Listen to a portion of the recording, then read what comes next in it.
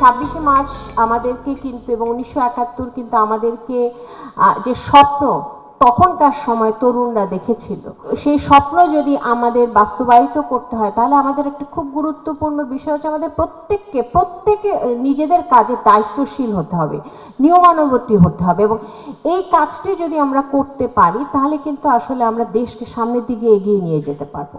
যে বাংলাদেশের স্বাধীনতা অর্জন আমাদের অত্যন্ত সবচেয়ে গৌরবের বিষয়। স্বাধীনতা মানে অর্থনৈতিক মুক্তি, স্বাধীনতা মানে সামাজিক মুক্তি, স্বাধীনতা মানে কথা বলার মুক্তি, স্বাধীনতা মানে গণতন্ত্র।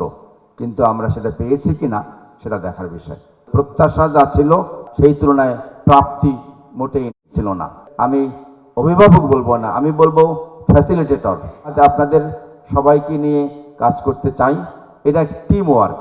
আমরা যদি সবাই মিলে সমাজ গঠনে ভূমিকা রাখি, সবাই মিলে দেশের বৈষম্য দূর করতে পারি, তাহলে সার্থকতা। যে ঢাকা বিশ্ববিদ্যালয় বাংলাদেশের পাইওনিয়ার প্রিমিয়ার বিশ্ববিদ্যালয়।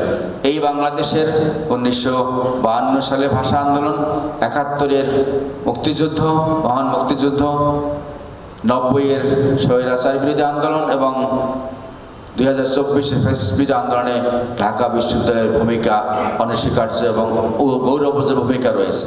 অতএব ঢাকা বিশ্ববিদ্যালয় মানেই বাংলাদেশ, বাংলাদেশ মানে ঢাকা বিশ্ববিদ্যালয়।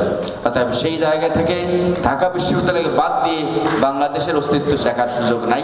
অতএব ঢাকা বিশ্ববিদ্যালয় অতীতের মতোই তাদের গৌরবোজ্জ্বল ভূমিকায় অবতীর্ণ থাকবে এবং সেক্ষেত্রে আমাদের সবাইকে সেভাবে এগিয়ে যেতে হবে।